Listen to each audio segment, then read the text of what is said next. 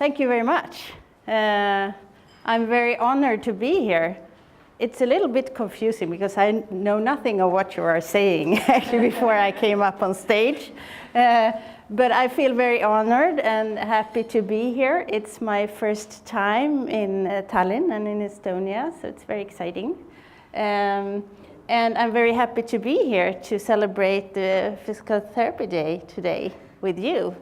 And see if I get this working now. Yeah, this is this year's theme. And I think this is really a good illustration of one of the major roles for us physiotherapists. By keeping people active, we can keep people over the disability threshold as long as possible. And active aging is very important. And no? Yeah, there, okay. No. Oh, this one, okay, all right, thank you. So today's topic, physical activity prescription and how we work with it in Sweden, is a way to keep people active through the lifespan. It's a tool for us, and so it's very important, I think, for us physiotherapists to know how to use this, and I'm very happy to be able to share with you our experiences from Sweden. Well, as you heard, my name is Ingmarie Dorn. I'm a physiotherapist, and I've been working for about 18 years as a clinician in the primary healthcare in Stockholm, Sweden. And I've also been working for 7 years with the implementation of the method physical activity prescription in the Stockholm area. And right now, I'm a researcher at Karolinska Institute. I presented my dissertation for about exactly 2 years ago. So now I'm not working as a clinician at all. I'm just doing research now, and my research area is physical activity and health. So now you know if you want to believe me or not, what I'm saying. I'm also the chair of the Professional Association for Physical Activity in Sweden. And one of our main goals is to produce this book that's called FIS.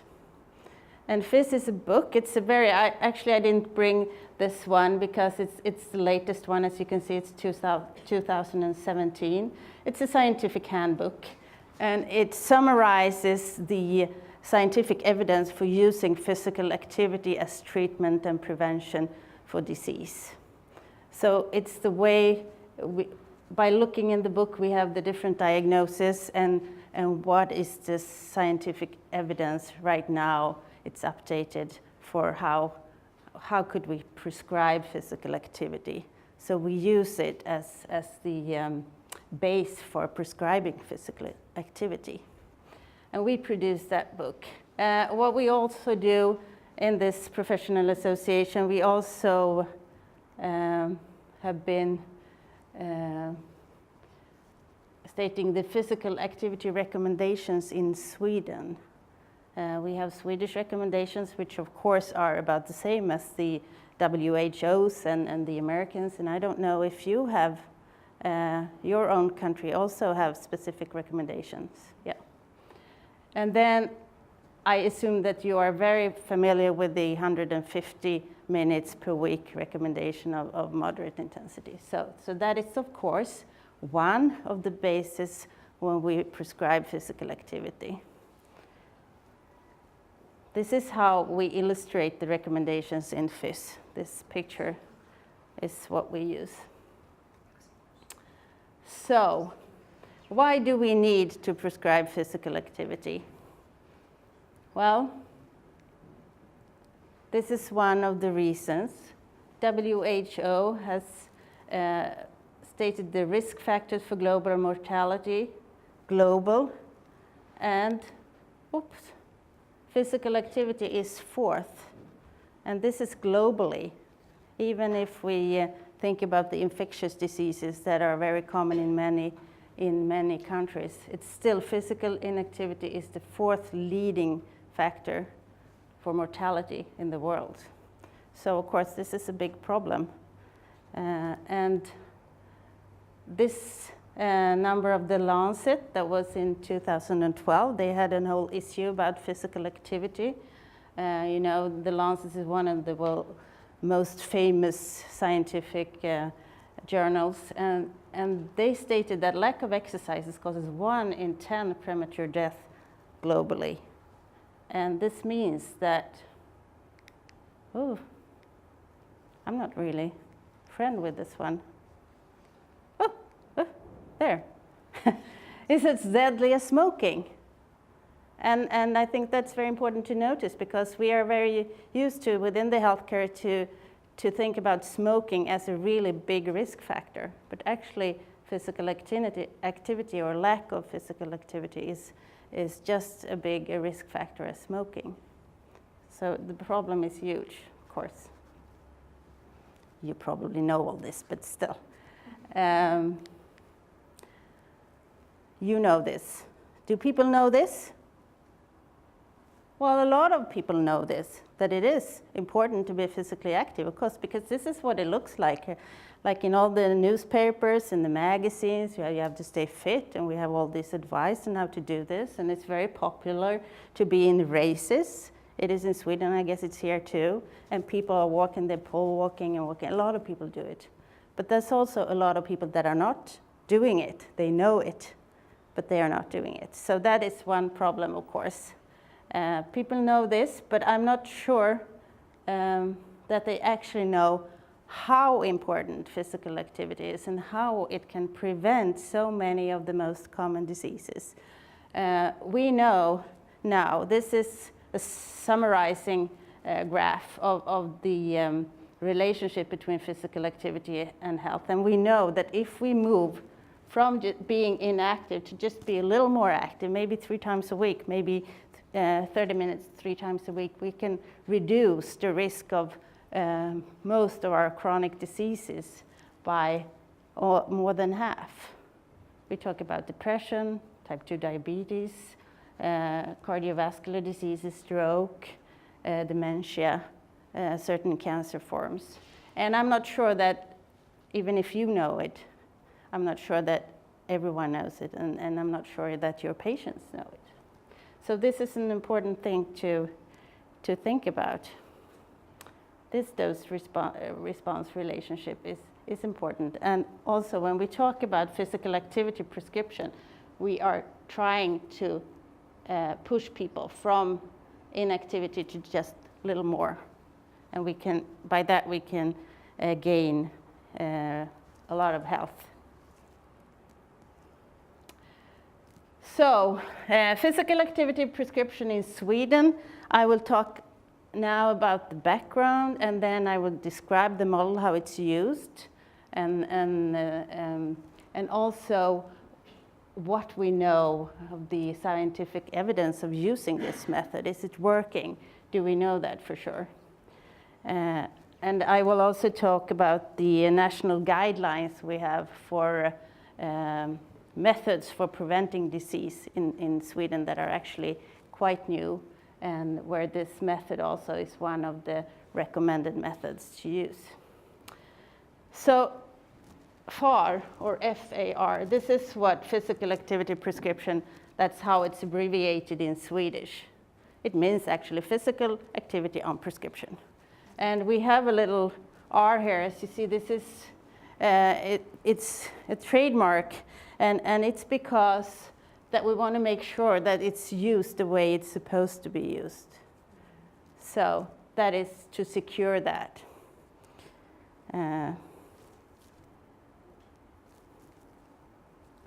So how did it start in Sweden? Well, I don't know if some of you might remember having seen this. This came in 1996. It was the recommendations from the report from Surgeon General in the United States.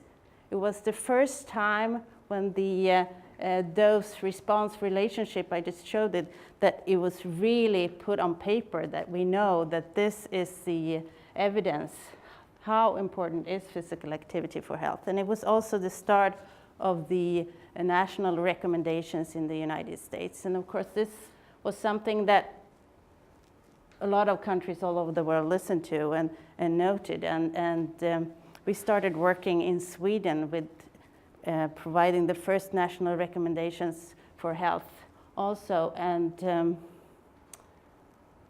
we, about the same time, the late 90s, around 2000, we also got our first national public health strategy for Sweden. And we have specific objectives, and two of them are really important for physical activity prescription also. This was the total goal for the public health strategy, good health for the entire population. Objective 6 and 9, health and medical care that more actively promotes good health, is one objective. And the other one is increased physical activity for the population. Both these two are national health goals, and they are all within the area for working with physical activity prescription in the healthcare. So we had these objectives, we had the scientific evidence. So 2001 was chosen to be a movement year, Sweden on the Move. And there was a lot of things going on that year. And it was a national program initiative from the government and the National Institute of Public Health.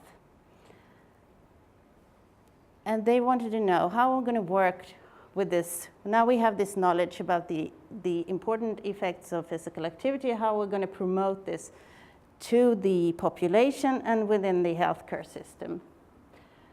So it was actually one of the goals this year to develop a method for prescribing physical activity within the healthcare. It was one of the goals for that movement year.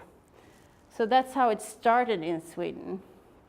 And of course, it was important then also to have a Swedish version of the scientific evidence. So this was the first FYSS that was produced. It was produced in 2001, and then it was updated in 2008, and now it's just been updated again because there's so much more evidence, so many more diagnoses, we know so much more of the effects of physical activity, so we need to constantly revise the edition. And we are now actually working on a cooperation with the public health in Great Britain and also with the European Physical Activity Confederation to try to get this translated into English, which we hope will be starting maybe next year. The 2008 version is actually already available in English. And it's on the internet, so you can read this as all the chapters as PDFs. It's on the internet. Of course, it's now, we have a new updated version, but it's not wrong. It's just that we know so much more now, and we have even more, I would say more, even the scientific evidence is even more specific in the new version than this one. But this is working very well still, but we hope for a new version. It's also, we have a collaboration, so it's also available actually in Norwegian. So if anyone speaks Norwegian, you can read it in Norwegian, and also if anyone speaks Vietnamese, it's also available in Vietnamese, which is kind of odd maybe, but it's just because of a collaboration with Vietnam. So we have been exporting physical activity and prescription and FYSS to Vietnam. So they're working with it also, because they are also one of the countries that are now experiencing more and more lifestyle-related diseases, and people are gaining weight and are getting more physically inactive. So they need to work with this as well as we in the Western countries.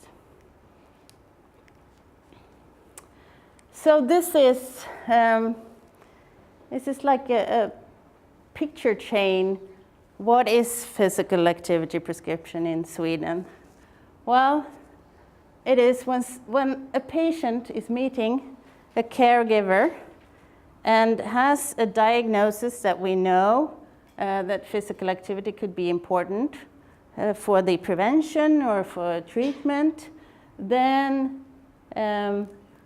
we look up, okay, what is the evidence for using physical activity? What is the dose? What is the recommendation? Are there any dangers that we have to be aware of? Something that must be avoided? Is there an interaction with the drugs? And all that kind of things. You can look that up in FIS, and then it's written. It's written, this is the old way. I'm going to come back to that. It was written on a paper. Now we're using computers most of the time, but this is how it started. It was a written prescription, and then after that, the patient would go out on their own or with help of some organization to do the physical activity outside the healthcare system. It's their own responsibility, and it's what happens outside of the system. And then, of course, the patient comes back and you have a follow-up. And it's very important that it's individualized, and also, of course, the core thing is that it's written and it's followed up. So that is the short version of what is it. It's supposed to be used, could be used as a complement or a substitute, maybe, for other drugs. And this is why it started with that we were using this yellow paper, because when you went to see your doctor in Sweden, you would get your medicine prescribed on a piece of paper that was yellow, about the size. And you would write it, and you would get whatever was your hypertension medicine or whatever. And then the idea with prescribing physical activity the same way is that we produce a yellow paper that looks the same, and we use it the same. And if you're at the doctor, you can say, okay, do you want this prescription or this, maybe? It's equally effective. So it was a way of showing how important is this for the patients, and also the effects are just as big or maybe sometimes bigger compared to drugs. So it was issued like a drug prescription, but most of all, it is a patient-centered method. It's not just a paper. The paper is important, but it's not just the paper. It's the counseling and the dialogue with the patient that, of course, is the most important thing. But I don't know, when you get a drug prescription, do you get a piece of paper today? No. They send it directly to the pharmacy, right? And then you just go and show your ID. Yeah, that's how we do it too. So maybe this part with the yellow paper, maybe it's not so important anymore. And of course, nowadays also we use electronic patient records. So we don't write it down on paper, we use our computers. So what happens now is that we put it in the computer, and then we put on print. And then the patient actually gets a paper, because we do think that having a piece of paper to bring home is important. But it's not important that it has to be yellow and the same size, not anymore. But that was the original idea. So now it's used a little bit different, but still it's written advice, and that's important, because written advice is more efficient than oral advice, and there are many positive things about having this piece of paper to bring home. So we still use that.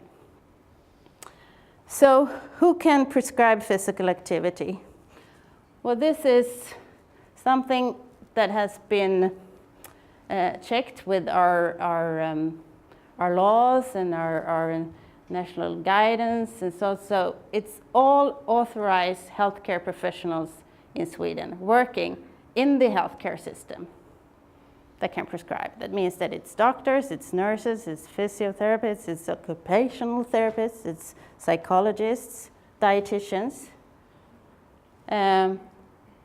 So all of them can, because it's within your authorization, it's your responsibility. That is what decides whether you can prescribe or not. So in Sweden anyways, you don't need to go a special course, or you don't need a license. It's within your license or your authorization as the healthcare professional. That means it's your own responsibility to make sure that you have the skills that you need. Because it's the same, you need to have the skills that you need to treat your patients. And this is not supposed to be something that is completely different. It's just one way of treating your patients. So that's how the rules are. But you also have to, of course, have knowledge of the patient's health condition. You have to know your patient, of course, because it's supposed to be just as important as any other treatment, or maybe a drug, okay? So you have to know the patient. You also have to work within the healthcare system, because you could be a registered physio or a nurse, and you can work outside the healthcare system. And then, of course, you can promote physical activity and give advice, but you can't say that you're using this method, because it was specifically targeted to be something that you would use within the healthcare system. That was the intention. So it's only when you're working within the healthcare system and you're a registered healthcare professional, then you can prescribe. But you also have to know, of course, how can I use physical activity as prevention or treatment? And that, of course, you can know that, or you can look it up, right, in the book.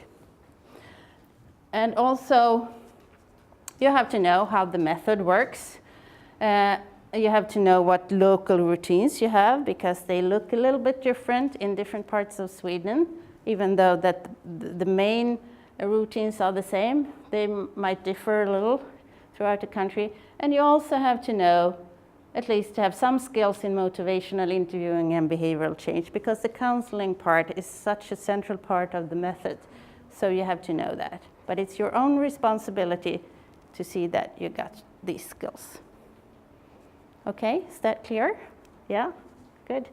And I have a question, if yeah. I can ask Yeah. right away. Yeah, sure. So they don't have to go to a special course or something to get to know the method itself? Yeah, we provide courses. Okay. But it's not necessary, because because it's your own responsibility. You can get the skills from different courses, so maybe. Okay. Yeah. Mm-hmm. So you don't need a license, or no, not in Sweden. Okay. So that's what it's your own responsibility. I do I know this? Okay. Then I can do it. Mm-hmm. And I usually take like a dietitian as an example, because a dietitian could maybe prescribe a physical activity prescription for a patient with type 2 diabetes or obesity, because that's the kind of patients they work a lot with, and they can have got to know enough skills to do this. If it's not a complicated patient, of course, with other difficult diseases or problems with their joints or whatever. But if it's not so complicated, they know this, then they can prescribe. But they wouldn't go prescribe for pain, or because that wouldn't be within their area. Yeah.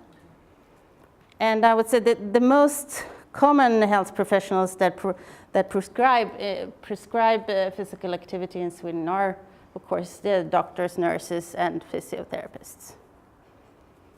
But there are other people that also can use it. Okay. So, who are we supposed to prescribe physical activity with using this method? It's, of course, an inactive person, or maybe it's an active person but not enough active for their diagnosis or their health problem. They have to be able to perform the activity outside the healthcare. Because if we need to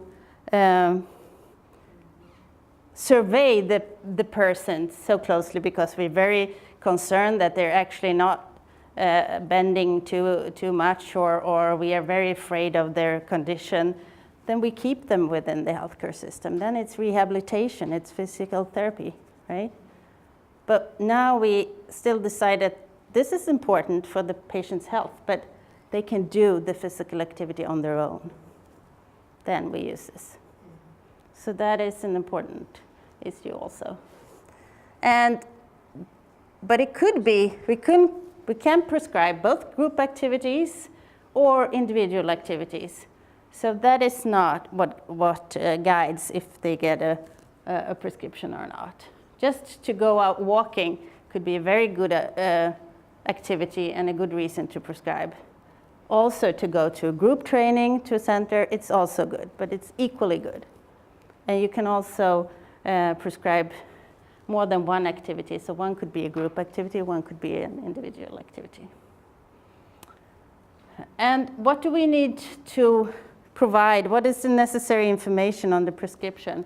It's the type of physical activity. What is it? Is it aerobic activity? Is it walking? What is it? And is the intensity?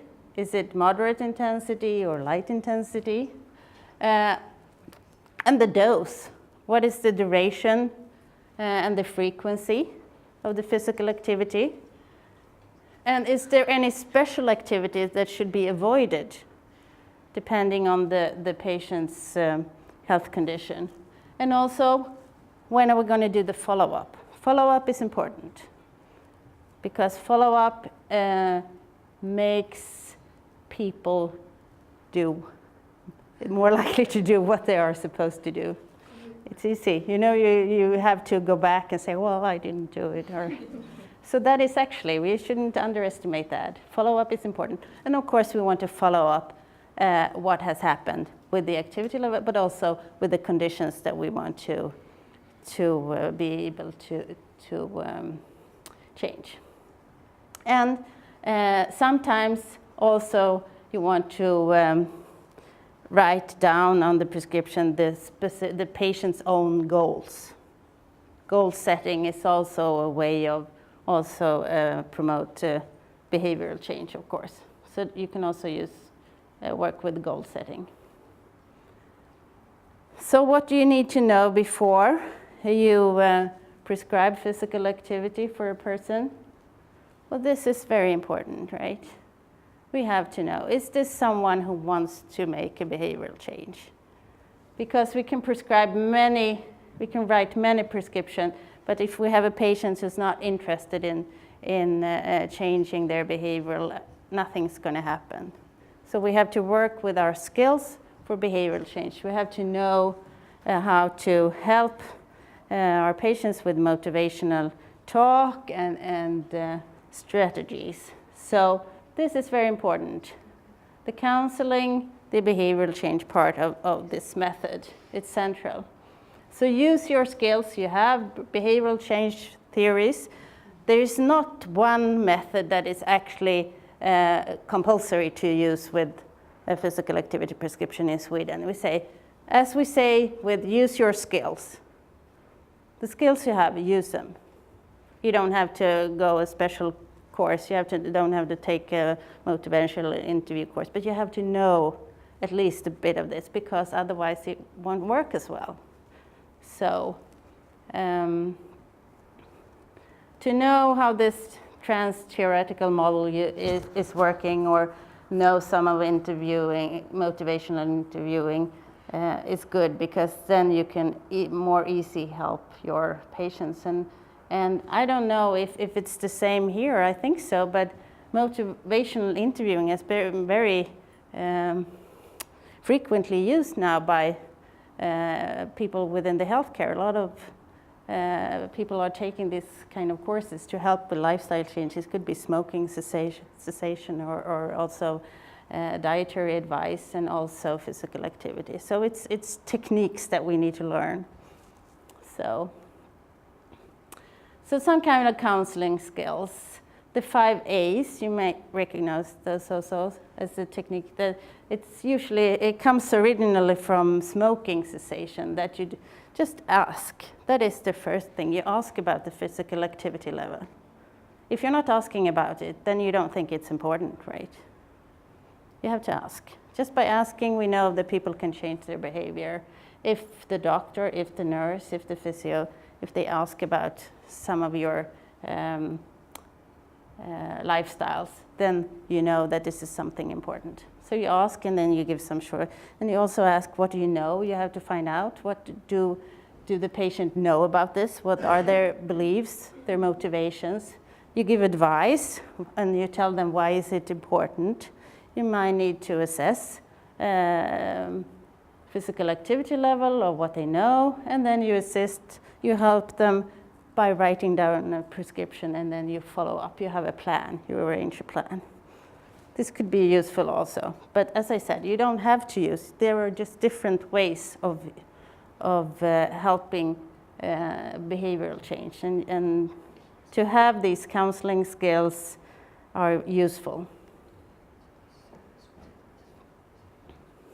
You might also need to make assessment, of course, because you need to do follow-up. Did this actually help to change? So you have to know what is the basic physical activity level. You can ask, and you can also measure by using accelerometers or pedometers. Usually, I guess we ask the patient, right? Do you usually measure? Do you use that a lot for your patients? Pedometers or no? Mostly ask them questions. How much physical activity do you do? Yeah. And then also, if you want to establish a change in physical capacity or function, you can do tests, and of course you write that down also, so you know what is your baseline and did something happen at the follow-up. And also you maybe want to measure the waist circumference or weight or so. It depends on what kind of patient it is. So certain assessment might be necessary also to do before and then for follow-up. Okay, so when you have written down this prescription, you know what kind of activity, you know, well, of course, first you have to know that your patient is motivated, and then you have decided what type of activity. I forgot to say, what you also need to ask is, of course, what kind of activity is the one that is preferred by the patient. That is, of course, very important, right? What do you want to do? What can you fit in your life? Did you do anything before that you liked? Of course, the enjoyment of the activity is important, because if you don't continue to do an activity that you don't like, I wouldn't do it, and our patients won't do it either. So, of course, so you need to know that. You need that they're motivated, you need what kind of activity they want to do, and you have provide the right dose, you know what is effective and what is realistic for this person. And then you have to find out, okay, how is this going to happen? And then in Sweden, you can, as I said, you can provide an activity or write down. It could be something you do on your own. You go bicycling, you do your own strength training, you go out walking, but you can also go to a fitness center, to fitness classes, where there are special trained leaders that know what is physical activity prescription, because there are a one-day course for trainers in Sweden that they know about this method. They get to know about the method, so they know how are we working with this within the healthcare system, and how could they, being on the other side in the real world, how can they help the patient to achieve the goal that is set up and the prescribed activity. And it means that they're not going to tell them what to do or the dose. That is what we do. They say, okay, we need some aerobic activity on the moderate level. Okay, this is a good class we have that would provide this. That is what they are supposed to do. They are helping the patients to find an activity within their fitness center or whatever that fits what has been prescribed. So that is their job. And to find these leaders that are trained and know about this, This is solved in different ways in Sweden because we have regional collaborations, and in Stockholm, where I've been working, we have a website where all the fitness centers or health clubs that have leaders that are trained and know this, they are listed there. So you can go into the website and see, okay, I live in this area in Stockholm, where can I get some help? Because they say, well, we want to help you. We want to help patients. From our side, we like to collaborate with you within the healthcare to get people more active. So we help. So when they come and they show what has been prescribed, they can help them to find the right activity among all the activities they have. And usually they also get some kind of reduction for the price, because it costs money to go to a fitness center, right? You have to be a member or so. But since they're interested to get more members, of course, but they also want to take a public health responsibility, many of them. So they say, well, we want to have more active people, so we want to help. So if they come and they have their prescription, they will get a 10% reduction, or they can get a special membership. So the sports clubs are offering? They are offering, yeah. So they're happy to offer that? Yes. To get more of the people there? Yeah, because it's a win-win situation. Yeah. They get more members, Yes. and many of them also have this in their strategy, that they want to work for getting healthier people, and so it's so. Is it limited time, or I know I'm asking specifically? Yeah, please do, please, and all of you can do that. Please just interrupt me. So yeah. it's only for a certain time, or they just get the discount forever? Well, it depends because it's up to the club, the health club, or the association. So yeah. It's not up to far to say that. No, and actually, I think that this is a constant discussion we have. Should this be provided by the government, right? By the taxes, Yes. yeah, or should it not? Yeah. And of course, and who will get the reduction? Yes, exactly. Will you get it 1 time or 2 times or 3 times? Yeah, yeah. So how is it arranged? Yeah, how is it arranged? We are interested in the Yeah, details. yeah. It's I think as being, I think it's good that I'm not the one that are judging. Well, you will get this reduction once or twice, and because if someone comes to me and says, well, I can only prescribe a FAR 2 times, because then it's enough. Then you have to do this on your own. Because sometimes you prescribe and then nothing happens. The patient come back and says, well, I got this, but it didn't happen. So then you go, oh, okay, I write a new one. Mm-hmm. Okay. And so it's hard to have like a rule that says that you can only prescribe FAR 2 times or 4 times to each patient. You have, as a healthcare professional, you have to decide, is this a relevant treatment for my patient? That is your responsibility, right? And then for the fitness center, it depends what kind of policy do they want to have, right? And it depends. I know that, like in Stockholm, the Stockholm Community Health Club, I would say, they say, well, 3 times you can buy a membership for a year or so.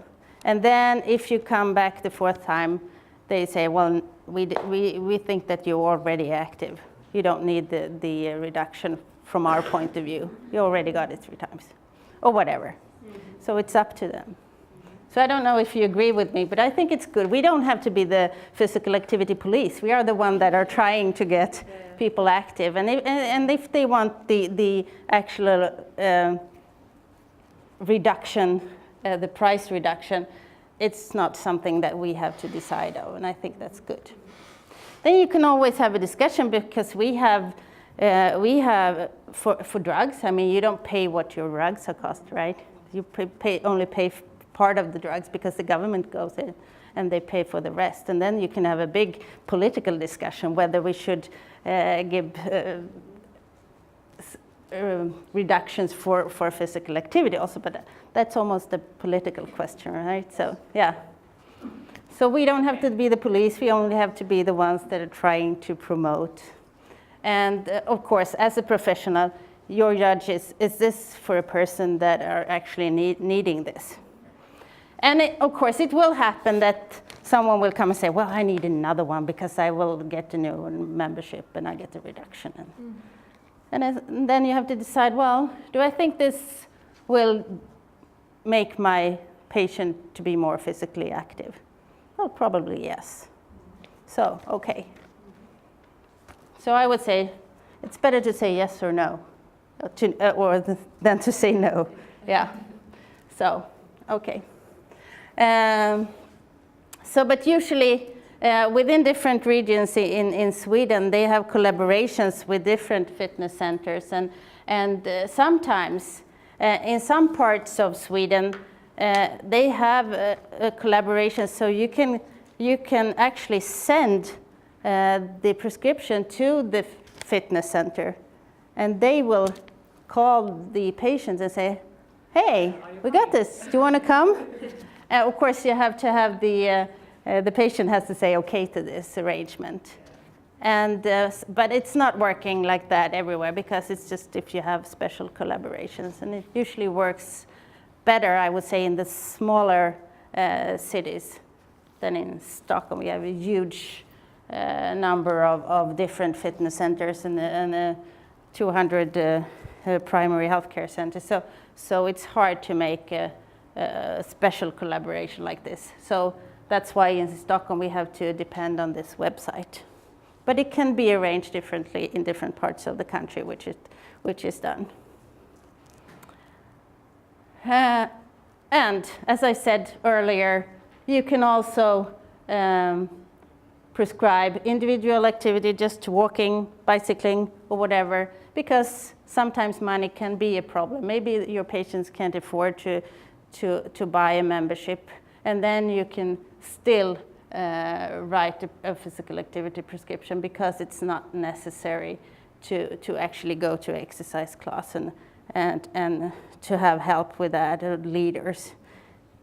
What actually is the patient's own wish, what they want to do, is the most important thing, of course. So hopefully money is not the main issue if you want to get this done. Okay, I think it's time to stand up. So please rise.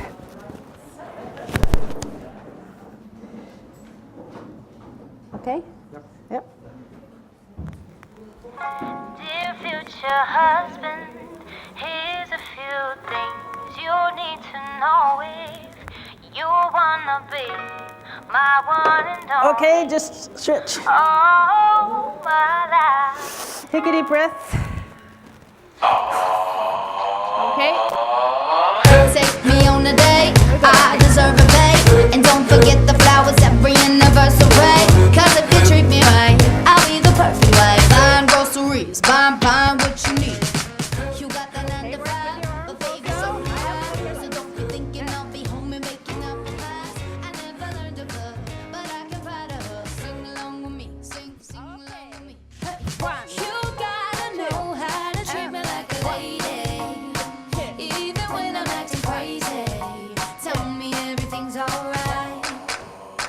Okay, Dear future husband, here's a few things you need to know if you wanna be my one and only all my life. Dear future husband, if you wanna get that special loving, tell me I'm beautiful each and every night. Okay, here again. After every fight, just apologize, and maybe then I'll let you try and rock my body right. Even if I was wrong, you know I'm never wrong. Why disagree? Why disagree? Okay, You gotta know how to treat me like a lady. Even when I'm acting crazy, tell me everything's alright. Dear future husband, here's a few things you need to know if you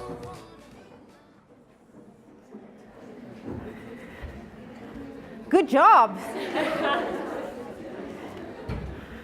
I have to do this. I can't just talk about physical activity and just let you sit there. I walk around here, but you just have to sit. So, okay. Get your mind a little alert too.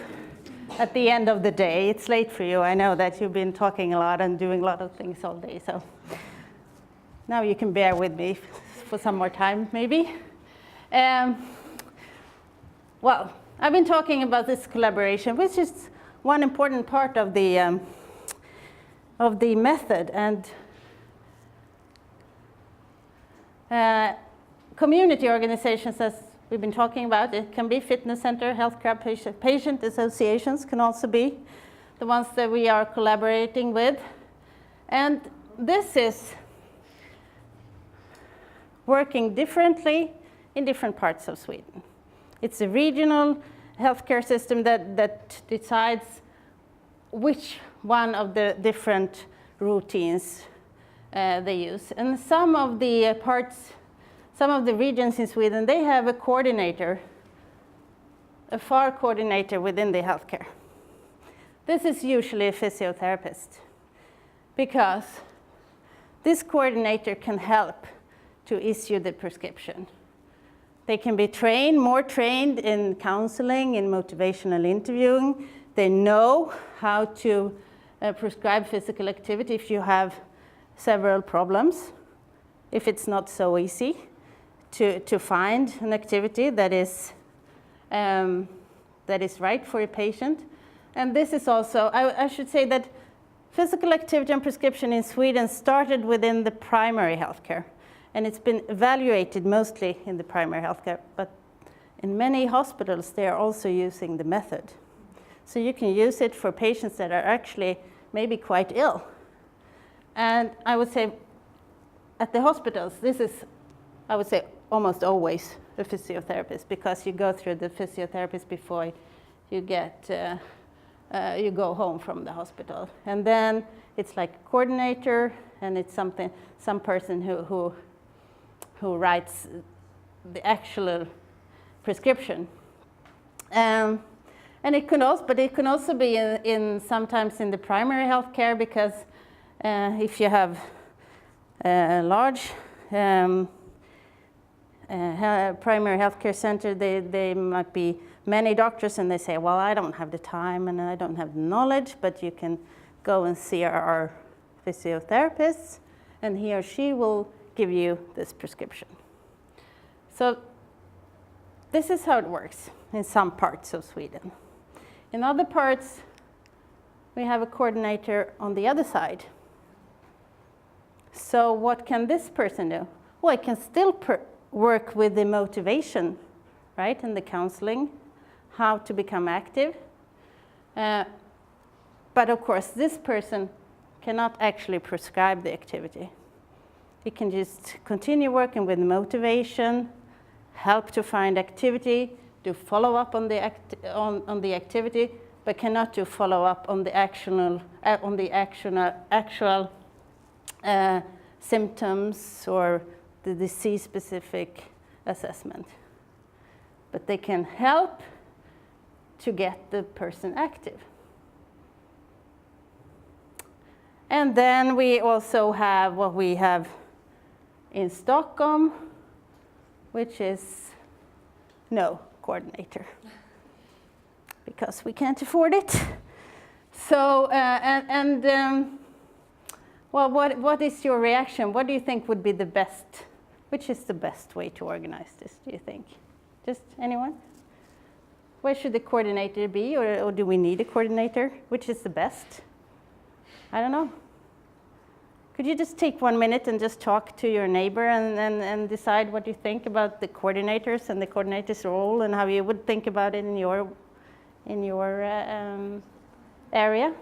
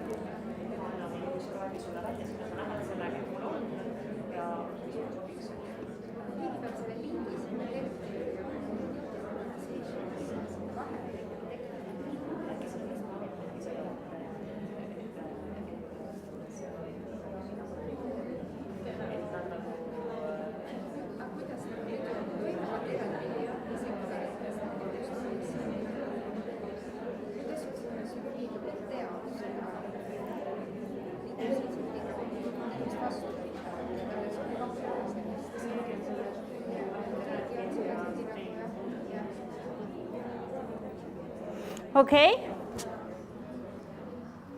Any thoughts, ideas?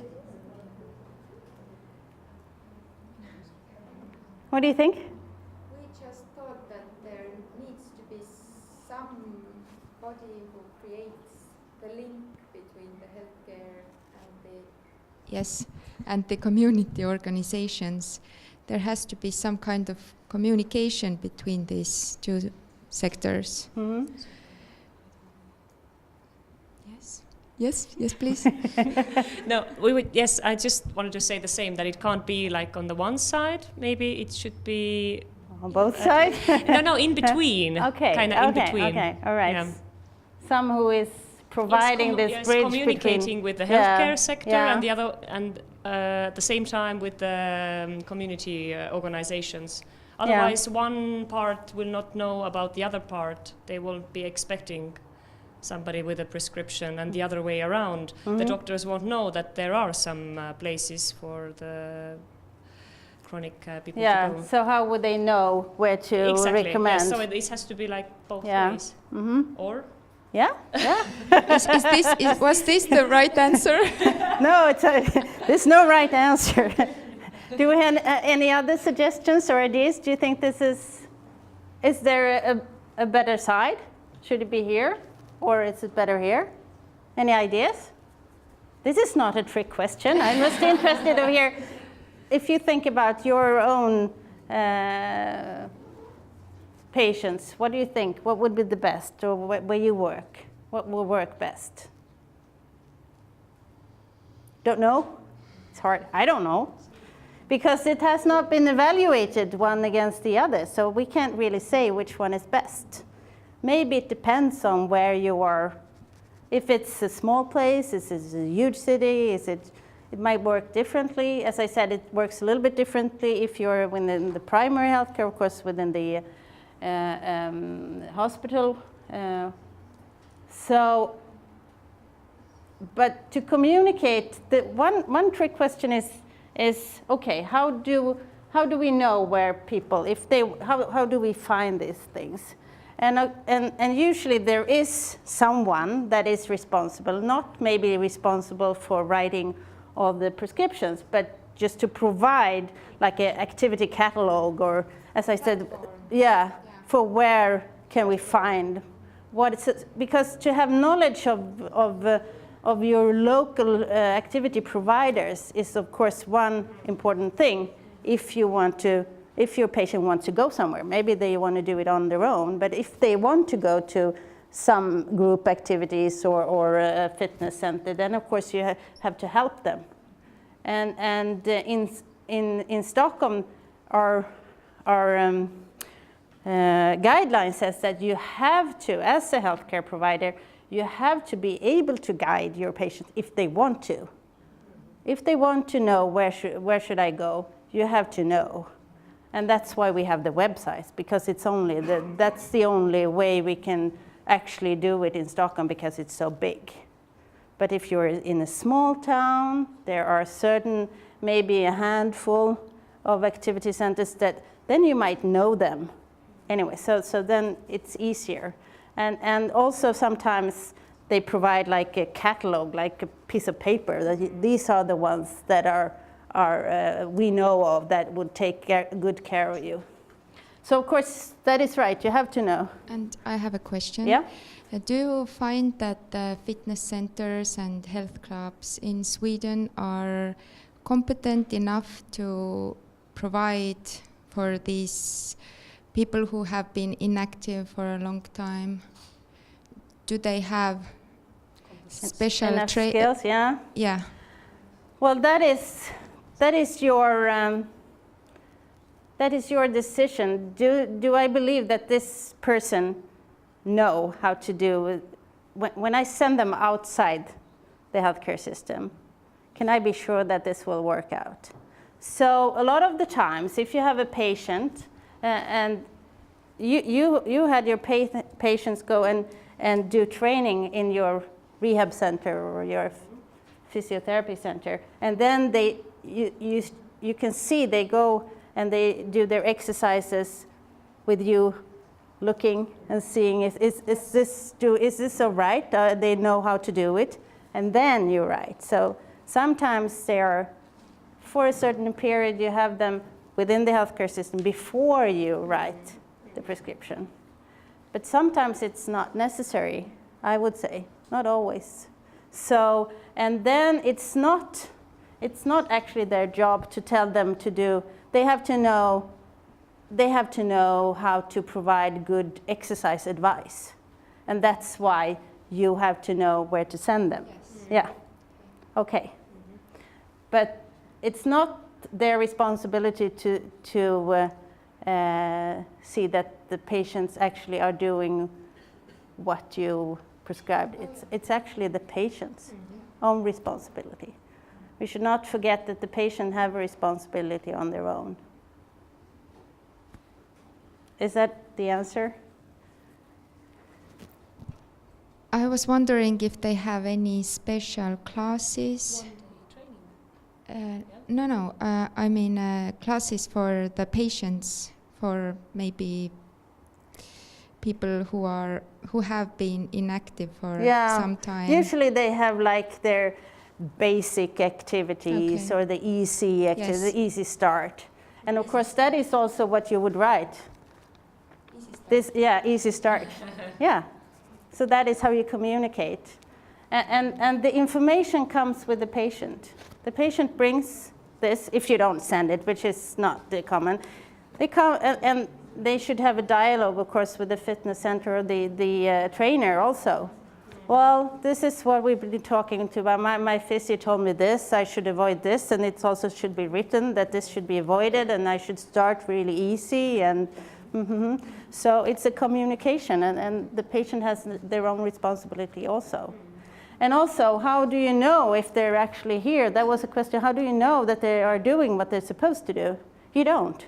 Because you have to see the patient again on the follow-up, and they are bringing the information to you, and you say, okay, how are you doing? Well, I've been doing. And also, to write an exercise diary or a physical activity, it's good. It's good for the behavioral change, because when you write it down, it's good because that makes you do it. And also, you have to have something to discuss. Yes. Okay, I can see it was hard, and you did it 2 times, and we said 3 times, whatever. But it's the patient that provides the information. We cannot forget the patient. I mean, they are actually the central person in this, and they have their own responsibilities. So, so it was not a trick question to say, is it better to have someone here? It's better for the doctors. They love to have someone here because they don't have to bother doing this. They have someone else doing it, which might be good because they can have some that is a physiotherapist that is more competent. But it also, if they don't have a physiotherapist, they won't write a prescription at all, which is not good. So it's not so easy. So it might be good to have a coordinator there. And it might be good to have a coordinator there because then they know a lot of they have more time. And like I said, in Stockholm we don't have a coordinator at all because we can't afford it. So, and we don't actually know which is the best. Yep. I had a question about the authority. Is there a difference between a physio writing the prescription or a doctor writing the prescription? Because like in Estonia, you have the doctor has like more maybe credibility, authority. Is it the same in Sweden? Okay. Do the patients do more like the doctor say than the physio say? That's your question. Yeah. This has actually been evaluated scientifically in a study in Sweden, and I'm happy to say that the compliance to the prescription did not differ between doctors, nurses, or physiotherapy. We would like to know that, that physios are the best. That is actually what the doctors think. They think that their patients listen more to physios for physical activity advice. That's what they think, and we think that the patients listen more to the doctors. And the nurses, do you know what they think? They think that the patients listen more to them. It is true. I usually ask this question when I lecture, and this is my very not scientific result. But when it has been scientifically evaluated, we can tell there is not a difference. So if you are good about talking to your patient, about counseling, you care, you do the follow-up, it doesn't matter. So yeah, it's good to know. And that is also one thing, because in Sweden we have like all different healthcare professions can prescribe, and I think that is actually a good idea, because it depends who meets the patient at the right time when they want to do a behavioral change. And not all patients actually meet a physio, so we can't just say that that we are the ones that are best provided to write. It's good if it could be a diabetes nurse that can do a very good job with this. So, okay. In Sweden, we're not the only ones that started with this. About the same time, early 2000, they actually started in the exact opposite of the world, New Zealand. They started about the same time, and they still work with this type of, they call it green prescription. A lot of other countries, I have not listed all the countries that have been working more or less with physical activity prescription, but we do have Denmark, Finland, and Norway, and also parts of Great Britain, Wales. And we have Exercise is Medicine, the initiative in the United States and in Canada. And it's a bit different, but the idea is the same in many countries. And but what they did something that was not so good in Norway. They only said that it was only doctors who could write. And it never really was successful. So I think that is one point I would say with the Swedish model, is that it's not just doctors and it's not just physios. It's the one that meets the patient and can give the right advice at the right time. So is there some scientific evidence for working with physical activity prescription? What do we know? We know that if we, as healthcare professionals, give advice and ask about physical activity, we ask our patients and we give advice and counseling, that will just an easy, short advice can increase physical activity level. Patients are listening to us, they believe in us, and they want to be asked, and they want to have our advice. We know that. We know that if we do more frequent counseling, if we talk about this again, if we do follow-up, and if we choose to give written advice instead of oral advice, we know that it increases physical activity more. So also if we provide a physical activity diary or pedometers or some written information, that will boost the physical activity increase.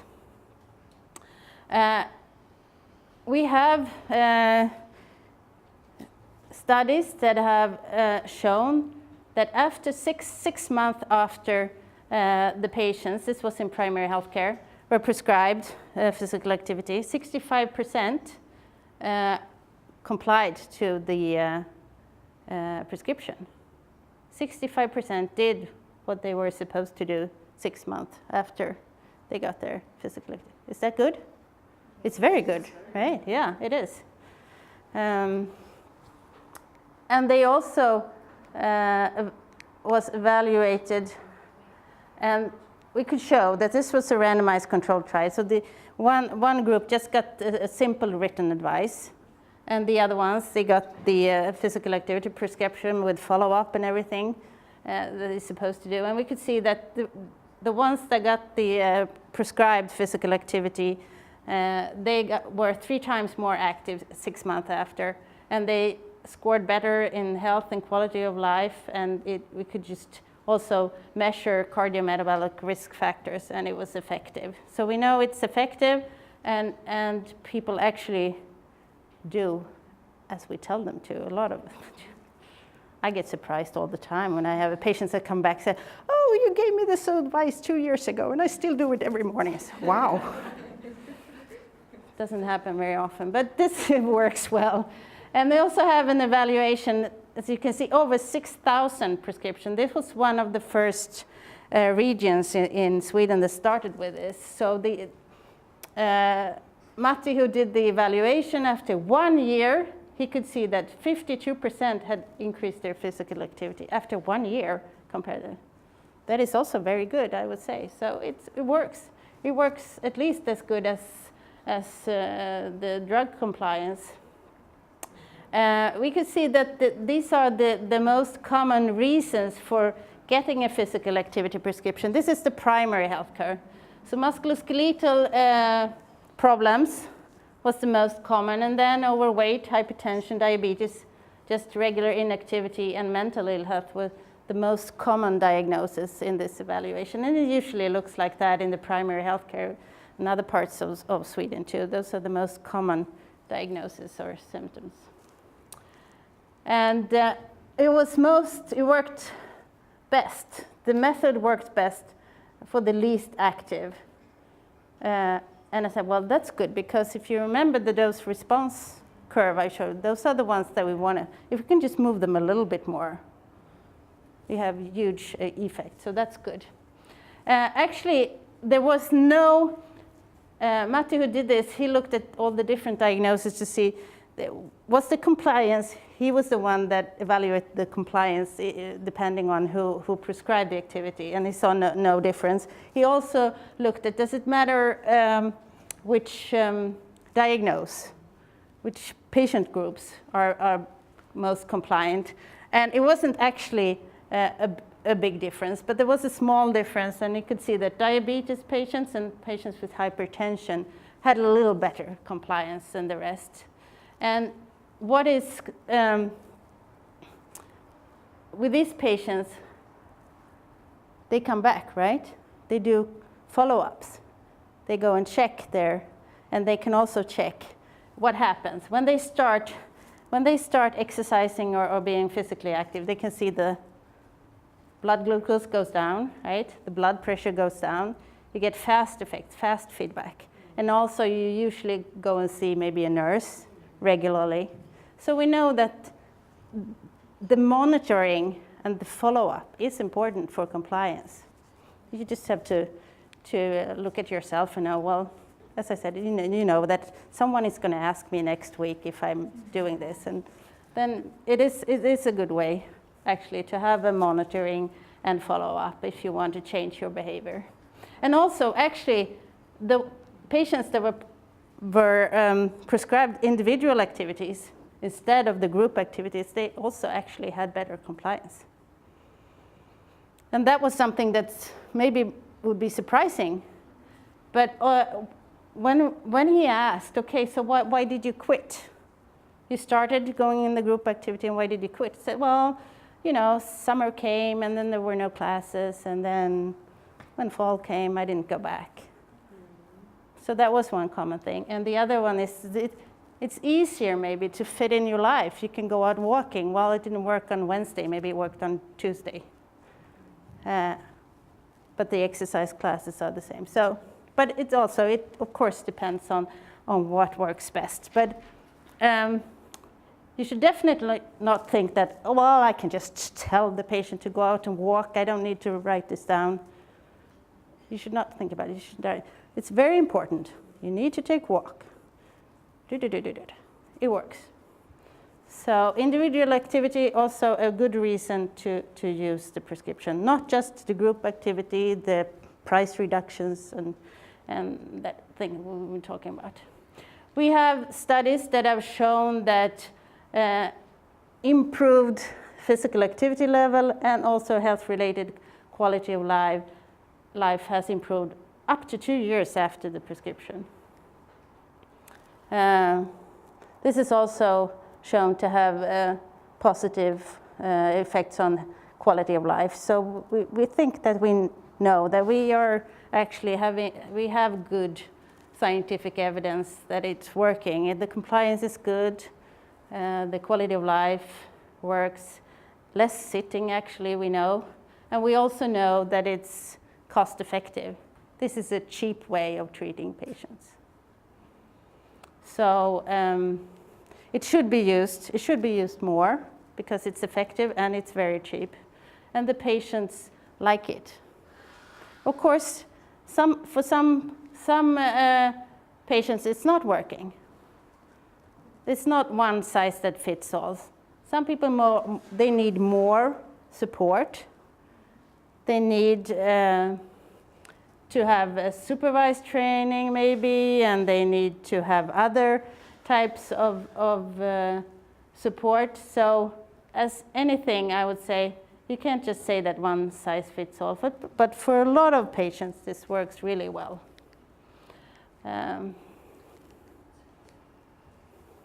It's still cost effective. What am I doing wrong now? Ta-da!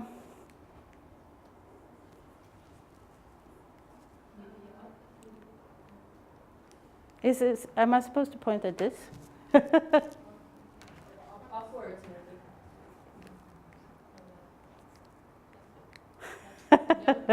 Jammed, maybe. Jammed.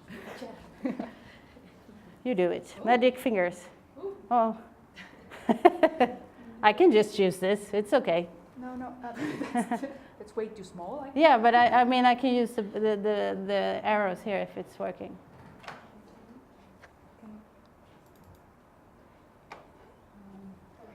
Ykkönen panee siihen. Ja sitten näet valkoisessa. Ei lähde. Käykö? Pahan se.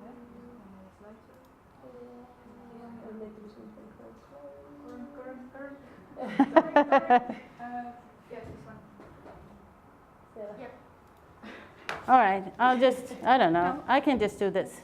Is it working now? Maybe it was the last one. No. Well, it doesn't matter. It doesn't matter. I'll just choose these. It's working here. Is that one working? This one is working. Yep. There you go. Yep. Good. Sorry about that. But what we have seen that the general practitioners, the doctors, they don't prioritize physical prescription. They could use it a lot more than they are because they think, well, I don't have the time and I don't know. I think oral advice is enough and I don't have the time to write this down and I don't know enough about physical activity. And they believe that nurses or physios are better suited to prescribe. So if we're talking about the coordinator, they love to have a coordinator. They love to have a physio or a nurse to be a coordinator and help them. But also, well, you can discuss it because I've been meeting a lot of general practitioners, and there are many also that said, this is perfect. It's the perfect treatment. I can do it. No, it's not a problem. But I don't know about how you are organized, but you can also say, well, we can do it. And then maybe you get more physios, I don't know. So this is a problem we have. We think that more doctors should use it because it's effective when they do. And of course, there are not physios everywhere, so the patients won't get this treatment, which is bad. But this has been evaluated. Okay. Now I actually have, at the end of my talk now, I will talk about our guidelines of methods of preventing disease. So I'm actually not leaving physical activity prescription, but I'm just putting in the context, in a bigger context in Sweden. And I'm just wondering now, do you have any questions about the method, or is it clear how we use it and how it's working? Or yeah. I had a couple of questions. Yes. When do you normally do the follow-up with the patients? What is the time interval? It's a good question, and it's very individual, because since it's an individual also advice. It could be a patient that you think that it's very important that I see this patient next week, because otherwise it won't happen, or otherwise we won't be sure if it's working, that they're doing it on their own. And then you can have someone else that say, well, I'll see you in 3 months. So it all depends. It's not a special time frame. But it's usually one follow-up meeting, or it also depends? It also depends. Okay, but who is then paying for that? Is it then, if, for example, if it's a physio who is giving out the prescription, then it's the healthcare system paying for that, for the counseling, another counseling? Yeah, or it would be so like like a normal therapy. Normal follow-up of your treatment. Yes. Okay. Yeah. So you take your patient back in. Yeah. And I should say also, because that's also a good question, that it's not necessarily the person that has prescribed that do the follow-up. It could be like the doctor is following up, and then the nurse do the or the doctor prescribes and the nurse follow up, or the physio follow up. Okay, I understand. But you have to, of course, decide how you want to do the follow-up. Yeah. Because you want to follow up both that the physical activity level has increased, but also that the symptoms are reduced, or maybe the patient need to do some changes in the medication if it's for diabetes or hypertension, and it depends on who should actually do the follow-up. Yeah, and what is the time frame? It could be different. And we also know that it's actually working quite well in when it's prescribed for people with depression or in the psychiatry clinics. And maybe then you have to do very close follow-up, because you have to help your patient more. So it all depends. Okay. One more question was that the prescription, you said you don't have it like the yellow paper anymore, but is it recognized like proper form in the medical record? Yeah, exactly. Yeah, it is. Yeah. And it depends on the brand of the medical record, whether you get an automatic note, and if it's saved as a paper, or if it's just in it looks a little bit different, but it's within the medical records. Okay. But then you just print it. Print it out. Yeah. Okay. So, I have a question. Yeah. So you had a trademark at the end of the FAR. Yeah. And you said that this makes sure that this method is used in a standardized way all over Sweden. Yeah. So how do you make sure that it is used the way it is supposed to be used? Because you say that you don't need special classes, trainings, and basically anyone can write it. Yeah. So we don't actually have a control function, but since it's all the regional healthcare regions are using FAR, so it's up to the government in the region to see that they have their own routines that are following the regulation. And the most important thing I would say is that we know that it's used by healthcare professionals. So it's more like a security thing that we want to see. If someone is starting to say, I'm using FAR and I'm giving this, and it's not a healthcare professional, then we can do something. But we don't have a big control function, because it's up to the different healthcare system regions in Sweden to see that they have their routines. Thank you. Yeah.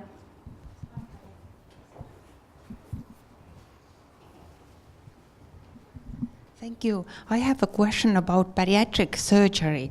In Estonia, from year to year, the number of bariatric surgery increases. And I have a question. Do you have special follow-up or special counseling for these patients before operation, not after? Ooh, I don't think I've not been working so close to this, so I can't tell you about this. I know that it's very interesting area that is Yeah, expanding. they are very, very overweight Yeah. patients. Yeah, I can't answer that, but I think it's an important patient group to keep an eye on and see how it's developing. Yeah. No. I have a question about the Yeah. assessment of motivation. Yeah. Do you have any special recommendations about that? How to assess patients' motivation before you prescribe the physical activity, or do you have special methods, or how do you do the patient's motivation assessment? I would say that a lot of the persons that are prescribing physical activity have a short education in motivational interviewing, the MI, and use that method. And there are different types of skills that you learn but you don't have to. I would say maybe if you're working as a coordinator and you have a special coordination. It's you that actually take and do the counseling for the hardest patients. Then you might have the long motivational interview education. But most of the people, they have a short introduction course and they learn. I don't know if you know about the cross, that is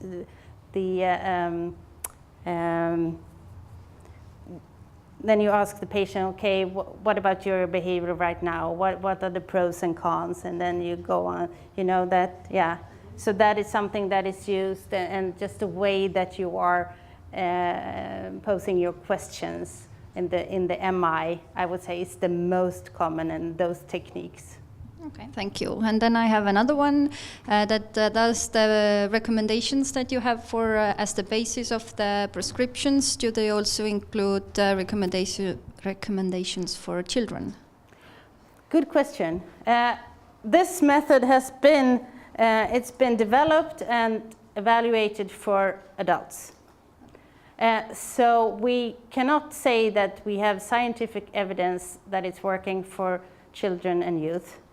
But it is used in some parts very successfully for at least for the older children, and so there are special prescriptions with happy faces and all that has been produced for using this method for children and youth. But I can't say that it was not originally developed, and it has not been enough evaluated. But I would say it might work well. Okay. Thank you very much. Okay. I have a question as well. Have the physiotherapists in Sweden complained that the regular appointment is too short and you have to prioritize because in Estonia the free physiotherapy is so limited, so we always have to think what is the main reason why the patient is there. So yeah, of course, it is a problem always. You always want more time, right? And I would say I haven't really heard that the complaint as far as this method is so big from physios. It's more the GPs that say that we don't have the time, we can't do this. Not so much from the physiotherapists, I would say. Yeah. More questions? I have one.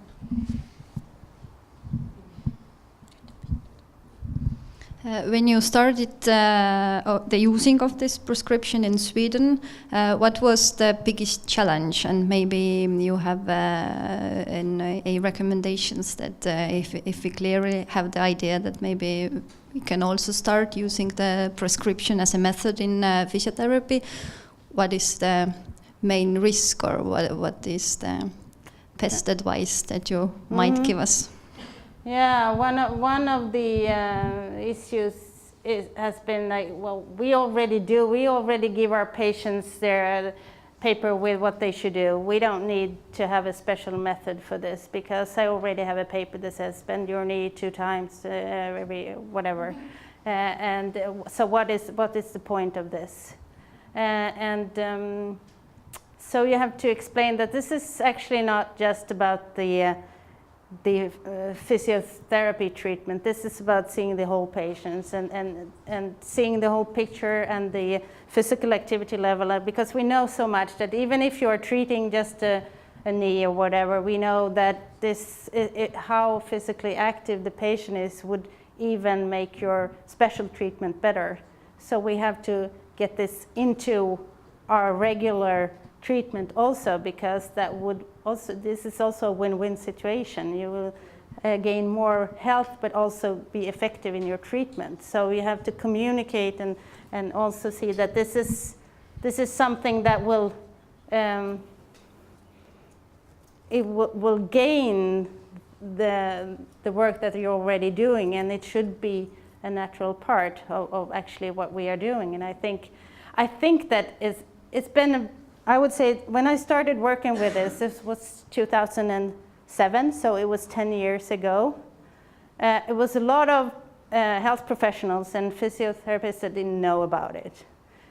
It's been a very large evaluation, because evolution, I would say, because now everyone knows about it. A lot of patients knows about it. It's been written in the newspaper, so you have to work with changing attitudes and knowledge, as any change, I would say. Maybe I missed it, but is it part of Swedish physiotherapists' basic education? Do they study it as a method? Yeah, it is. Okay. So I'm actually lecturing at Karolinska in both in the second semester. That's when we're introducing it, and then they also have follow-ups. So it's actually one of the basic skills that they're supposed to know. Yeah. My question maybe relates more to your next topic. You before told that there is a high compliance and that also it increases the physical activity levels, but have you also studied if it prevents stroke or cardiac failure? Because you have done it now for 17 years, the prescription. Do you have any studies to see if it prevents also diseases? I would say no, because it's very hard to show that you can actually prevent something. So we have to rely on the studies, other studies showing that if you get more physically active, you can prevent this.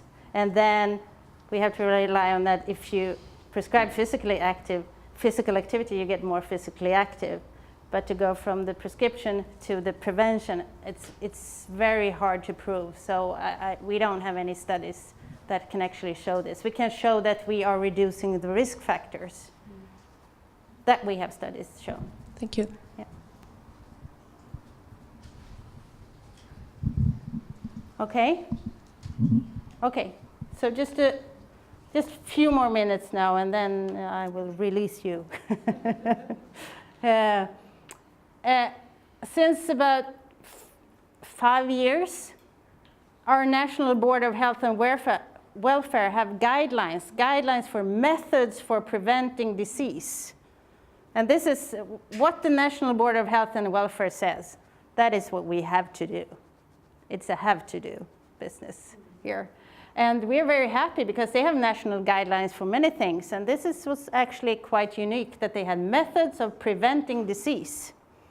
And they came out with their guidelines. They are now reviewing the guidelines. And they had guidelines for 4 lifestyle habits. It was smoking, it was hazardous use of alcohol, it was insufficient physical activity, and it was unhealthy eating habits. And they provided advice that should be followed by the healthcare system and the healthcare professionals on what is the best way of helping patients with these unhealthy habits. And when it comes to insufficient physical activity, their highest priority was counseling with follow-up, and using physical activity prescription and or a pedometer with special follow-up. They didn't actually say that you should use the method FAR, but they said you should do this way. And so we already have a method. So if we use this method, we follow their guidelines. Because they say that there is sufficient scientific evidence showing that if you want to increase physical activity, counseling with prescription and pedometer and follow-up, that is the highest priority. And also they have to say, okay, what is insufficient physical activity? So it referred to the 150 minutes per week. So that we have national guidelines telling us that we have to do this. And what do they mean by counseling? It's a dialogue. You have to do individual adaptation. And it shouldn't take too long, up to maybe 30 minutes. Then they have simple counseling, which is just a short oral advice, and they also have special counseling where you have to use the special techniques. But they say, well, for physical activity, counseling equal to physical activity prescription is the best choice.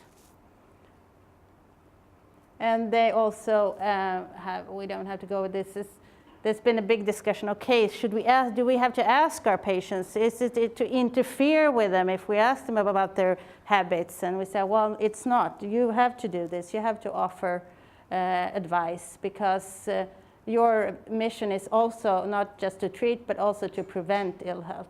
So, and if we ask our patients, we know that if we ask them, do you think that if increased physical activity and better diet could give the same or better effects than pharmaceutical drugs, should healthcare professionals demand that you change your behavior instead of prescribing drugs? If this was a big survey to patients, and what do they answer? Well, 70% agree or partly agree. Then if they would follow it, that's another thing. But we don't have to be so afraid that we're interfering or that they don't want to be asked. They want to be asked. If we don't ask them about their physical activity level or smoking or alcohol habits or diet, they think that it's not important, and they think it's strange that we are not asking, but because they're reading about this in the newspaper and in the magazines, they know it's important. So they want to be asked and they want to be offered. And then sometimes it won't work, but we don't have to be afraid to ask. And I would say this is our professional area, is to give counseling and tell people how to exercise or be physically active. That's our core intervention, actually, the basis of our physiotherapy practice. And we also have to think that incorporating not just the physical activity, but also the other lifestyle habits could be very important for the treatment results. So this is what we were talking before. It's not just to look at the main problem.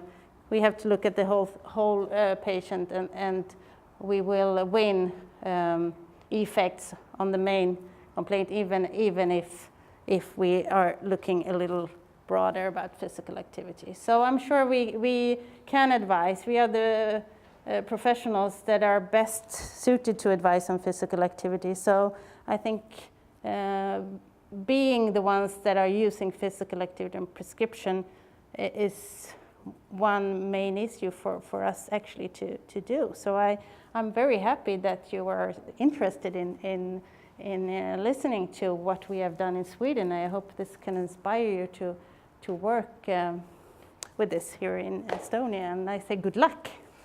And thank you for listening.